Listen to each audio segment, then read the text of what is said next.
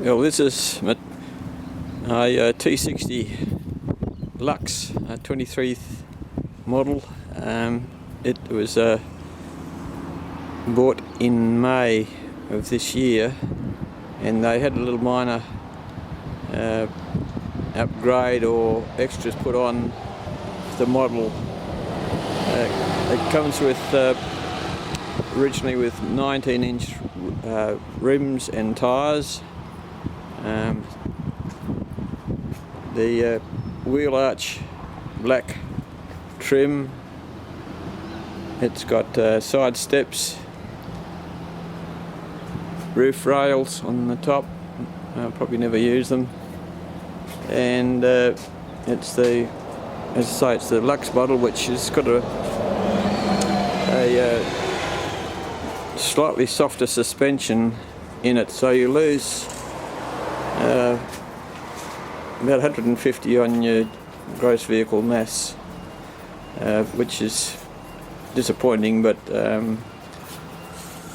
I don't really need it. I could keep filling this up until the cows come home, but trying to keep the weight down anyway.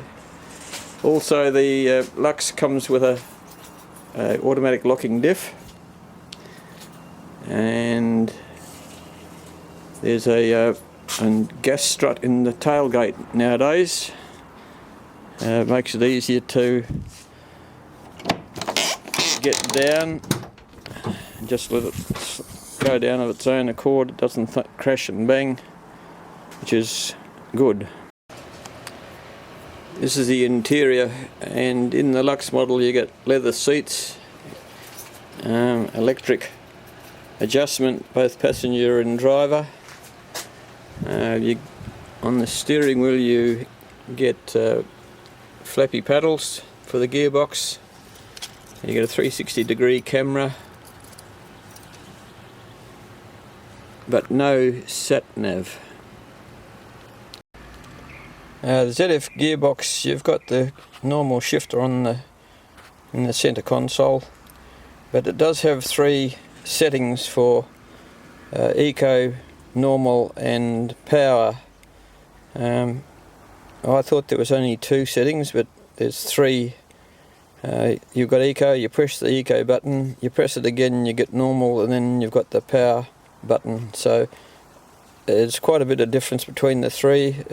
So depending on what you're doing and what your load is, you can choose the one that suits you best. In the back you've got a fairly wide rear seat, but you've also got the option of lying it flat, and you've got a fairly good sized flat area here for boxes and stuff you don't want to get wet, and also for a bit of security if you want to lock stuff away. There's room here to set up a pet habitat for travelling too with the furry friends. I have swapped the 19s out for 17s. I've gone up to, or come down a wheel rim size, but the rolling radius is the same, but these are 245 70 17s, 10 ply rating to give us the load carrying that I like. Means you can run them at a slightly softer pressure, and just adds a bit of more comfort to the ride. I have put a mud flap on the back, full width mud flap. I've always sort of done it this way. I've had a couple of other vehicles before, just to help protect the caravan from rocks. You can only do so much, and it makes it easy to, when we're taking the caravan off and hitching up again, the stone stompers seem to get in the road a bit, and they're a pain in the neck, and also you get dirty. Also, I have put airbags on the rear axle, mainly for stability for when the van's on the back. I'm trying to run them about maximum of 30 psi. You can go higher. You don't want to go too high, it might make it a bit too firm, but we'll just see how we go with that. Trial and error job. With the airbags, it means you can adjust your height slightly with your tow hitch to get the van fairly level.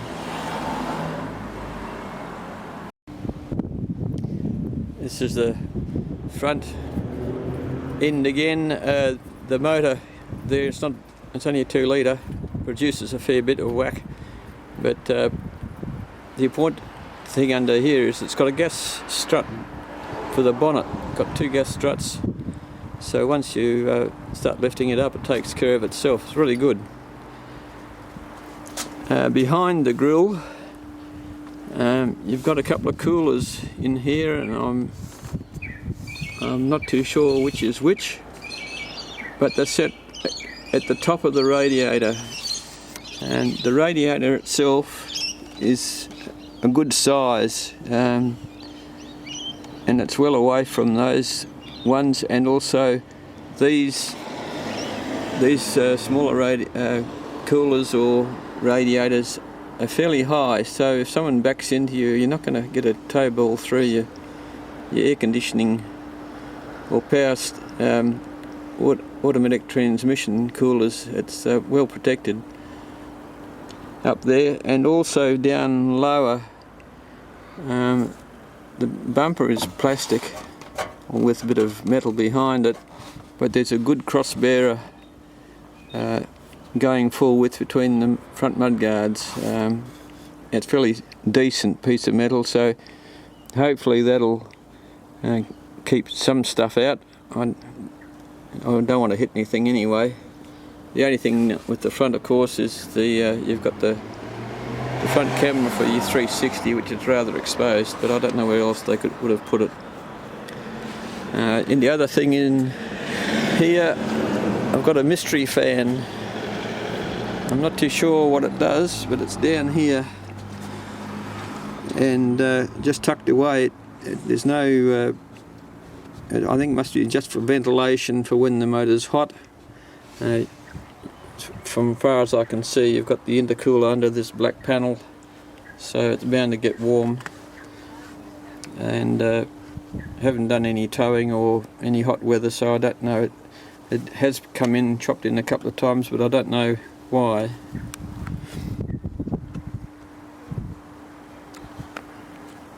Big battery there, but there's no room for a second battery. So that's a down point, I suppose, but with the way things are going, second batteries are becoming a thing of the past. You get the lithium setups that you can stick behind seats and all sorts, so storage isn't as big a problem as it used to be. In the back, got the normal caravanner's paraphernalia. I haven't gone to drawers. I've never liked drawers all that much, they're way too much, and if you want to use your ute for something else, they're a pain to pull out. So I've got 3 metal tubs here, they're all the same height, with all tools and spares and stuff in it. Up the front, I've got a 60 litre tank, diesel tank, and in a module along with a lithium battery and a diesel pump. The battery is under those plastic tubs there. That's electrical stuff. I'm using the metal trunks are okay. You can get at them. I can get at them if I need to. Hopefully not too often. Got max tracks inside, table and chairs, but it's all fairly accessible, so it works pretty well. The trunks don't weigh very much. They only weigh about 2 or 3 kilos each. They're not extra heavy duty or anything like that, but they do stop stuff from sliding around, and they're easy to get in and out, so I don't mind doing that. Well, that's a bit of a rundown on the ute. Don't want to waffle on for too long. We'll find out exactly what it's like when we stick the caravan on the back. Proof will be in the pudding. So we're finally on our way. It's about 10 o'clock, which is not a bad time of the day to leave. A little bit of traffic around. It's a Tuesday morning, and so most of the traffic will have gone. We'll have a fairly good run out of the city, I would think. And you just got to go around the corner here and then on to the highway. It could be a bit stop-start for the first few minutes, but that's okay. The van feels fairly heavy, still within all the parameters, of course, but we put it over the weighbridge yesterday or the day before. It was fully loaded. I'd put extra water in to assimilate personal belongings and stuff in the fridge, and it ended up being an all-up weight of 5 tons, 80 kilos. So that's about as good a weight as I can get. I don't want to be going much heavier than that. The ute's right on the limit, probably.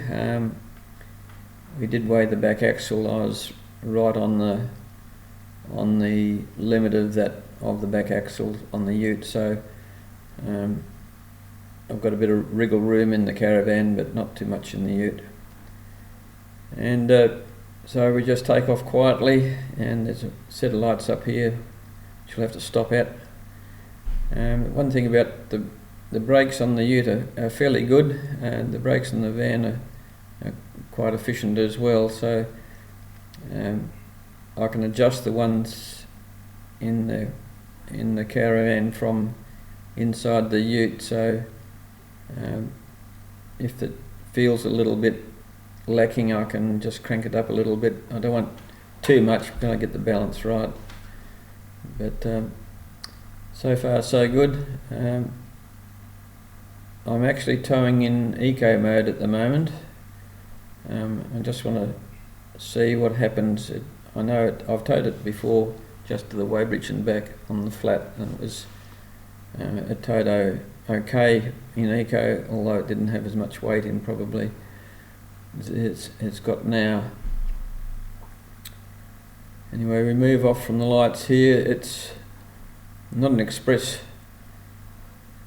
train, low down or first, when you're first pulling away. I'm deliberately not feeding the foot into it. These have got a bit of a surge problem within the first few revs, up to about 1,000, between 1,000 and 1,200. It seems to kick in rather harshly, but there's plenty of power there. And then when we get further out doing the climbing stuff, I'll shift it into the power mode. It will then pull much more responsively, and the transmission will behave a little bit better. It won't be hanging on in the twirl gears for too long, and I can override it anyway, so I don't want to be lugging away at really low revs. Just pottering around the city unladen, it'll just travel around at about 1,500 revs, which is a little bit too slow, I think, sometimes. So we're going through these lights, and then this is a hill down to another set of lights. Hopefully we won't get the red. It's quite a it's not a steep gradient, but it's steep enough to find it difficult to, well, not difficult, but put the strain on things to pull up. And there's also a red light camera there, so you've got to give yourself plenty of space in case you have to stop. Once we get through this set of lights, there's another 2 sets, and then that are close together, and then we start getting a bit more progress. Travelling around bits at this speed, it's no difficulty for the ute, plenty of power and response, and I would think that's going to remain so for the journey after doing a little bit of towing. It seems to behave pretty well. When I first bought this, I did worry about what it was going to be like to tow with. I've had a Triton ute before, and it was embarrassingly slow, especially on the open road. In the overtaking lanes, you become a nuisance to other people if you can't keep up with the traffic. But I'm rather hoping that I won't have that problem with this. So far there hasn't been any ducking and weaving as far as the van on the back goes. The steering seems to be pretty good. There's no porpoising with the front suspension and the van on the back, so it's all remaining fairly calm. What else is there to say about this? This is the leather upgrade. I have got, for the seats, I have got seat covers in because the black material gets very, very hot. But comfort-wise, it seems pretty comfortable. You don't, I don't think there's going to be any soreness when we get to where we're going. Sometimes it can get a little bit stiff, but this appears to be okay. And it's quite a relaxed drive, really. So we'll head off from here. We're heading up to Midland, and then we turn out to the Reed Highway, and then we turn north for a few k's, just go through the back of Midland, and then up to turn off onto 2J Road up the hill.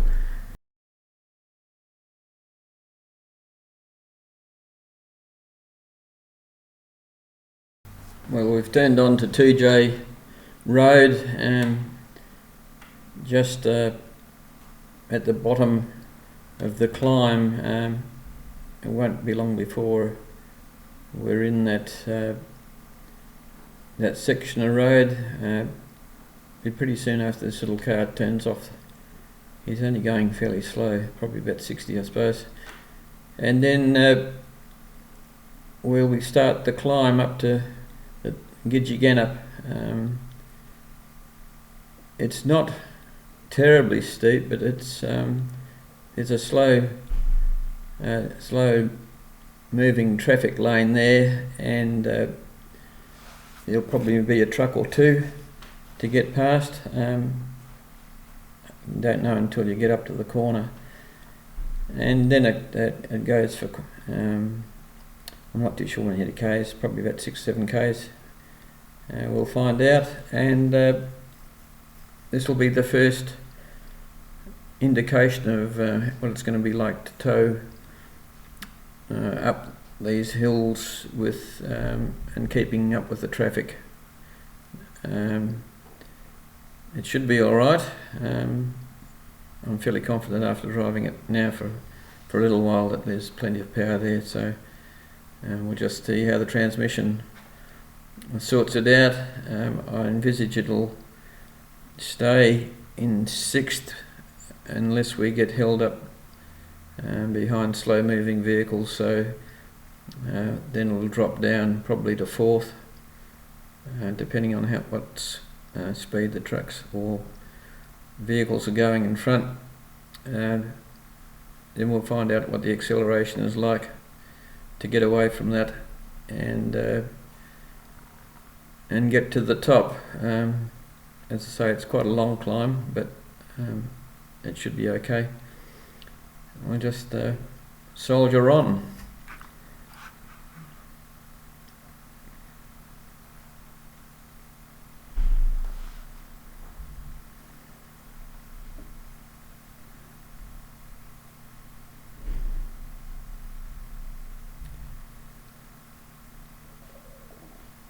Yeah, we're just approaching the overtaking lane now. I don't know what speed we've been doing, probably about 70, between 70 and 80. I think the speed limit's 90 here, I'm not sure. But yeah, we're coming up behind these vehicles now. There's a truck there that's I'll get past shortly, but I'm gonna have to slow down. I just haven't quite timed it properly. So we get past him, and then we've got a free run. So far so good. The traffic isn't, it's virtually non-existent this morning. I was a bit surprised about this. Usually there's a lot more heavy stuff going up this hill. So it's pulling all right. I think we're back into 6th, and I'm not putting my foot down too hard. I know these motors will spin pretty well. I don't want to rev the guts out of it particularly. So it's all fairly calm. As I say, probably doing 75, maybe. Still picking up speed. There's a couple of little flat spots up here which will come up again, and then it goes back to the climb. So I think it's going to be alright.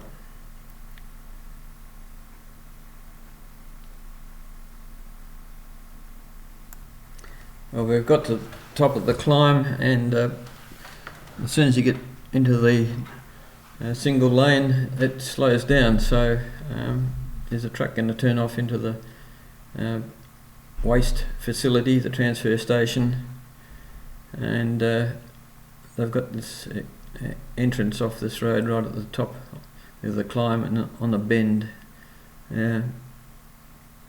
Not the best place in the world to be turning off, but no, the climb up the hill was quite a good test. It wasn't too dramatic. Did it rather comfortably actually. So we'll get through here now. We're going into Gidgeganup, and then on to 2J, but that's all we need to do at the moment. It's I'm pretty happy with the way things are going. So we'll let it be. We're on the way back from Darwin, and we're just coming into some windy stuff, and I thought, well, we'll just get this and see how it behaves. Some of these bends are fairly long, not a great deal of room, as you can see from the vision. This is dashcam vision, but it's in the middle of the windscreen, and you get the impression that we're on the double line, but we're inside that by about 2 or 3 feet. But it hasn't tried to move the ute around too much, the van that is. Sometimes you find that the van's pushing, wanting to wag the dog, but it hasn't been any of that on the trip. So we got up to Darwin without incident the other day, and now we're heading back towards Gamelling and 2J. I think this was heading into 2J actually, and yeah, all being well, it's pretty easy to maintain a constant speed, and so we'll continue on until we get to Red Hill.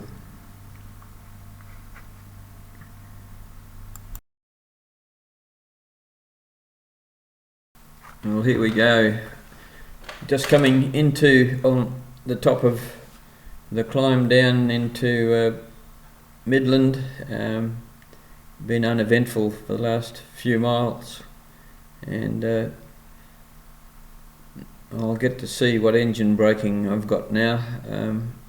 Rather hoping I'll be able to hold it in 7th without too much braking application.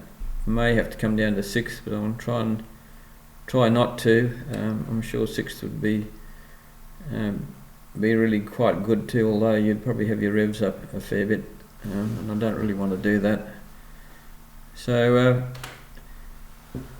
yes, it's just, we're on the crest now, I think, coming down the dual carriageway, the dual lanes on the other side of the road, and yeah, I've just knocked it back, and I can't see what speed I'm doing because I'm got this tiny little monitor doing the video, so when I play it back I'll be able to have a look, but there's nothing dramatic happening, that's for sure. And if it's like this all the way down to the bottom, it'll be a piece of cake. So all things being equal, it's been a pretty successful sort of a couple of days. The weather's helped, of course. I think we've had a bit of a tailwind this morning, but fuel consumption is 16.4, 16.6, somewhere around about that, which is quite a bit better than the Triton, and even better than the old Pajero. So all being said, it's been fairly good sort of a trial for this vehicle. There hasn't been anything untoward happen at all, really, which is the way you want it. It's been a fairly relaxing drive. I found with the Triton you had to work all the time because it was so underpowered. Mind you, it was an old Triton, it was one of the 2.5s, but even so, it really struggled, especially going up hills. So there's a much better option. Like anything, it costs, but I think the value is here for what I want to do. I'm not going to be doing great expeditions into the unknown with it. It's just a matter of doing some touring and being comfortable and being able to keep up with the traffic. Most of the traffic on WA roads were limited to 100k anyway, but I think that's probably a bit quick. Between 90 and 100, it seems to be a bit of a sweet spot around about 94 or 95 k's if the road allows it, but it does pull well below that. Even from 80k you can still be in 7th and still have lots of power. So that's the end of our little trip, our little jaunt. If you find this helpful, or you know people that are humming and hawing with these LDVs can tow what they like to tow, I found that this is pretty good. We haven't got the same conditions you have in the eastern states, where the hills are bigger and longer and sharper. So for WA touring, it's going to be ideal. Most of our towing's flat, and so economical and comfortable to drive. As I say, I won't be doing a great deal of miles in it, but if you're going to be doing this stuff, you want to be comfortable. You want to have confidence in what you've got underneath your seat. I never knew with the Triton, it was fairly old, whether it was going to have anything go wrong. And this puts peace of mind is the big thing. So if you love people that are interested, or if you like, or can comment, feel free. I wouldn't mind some feedback to see what other people are finding out. But this is the end of the trip. We're just coming up the major intersection on Reed Highway, where I'll turn left and then head home.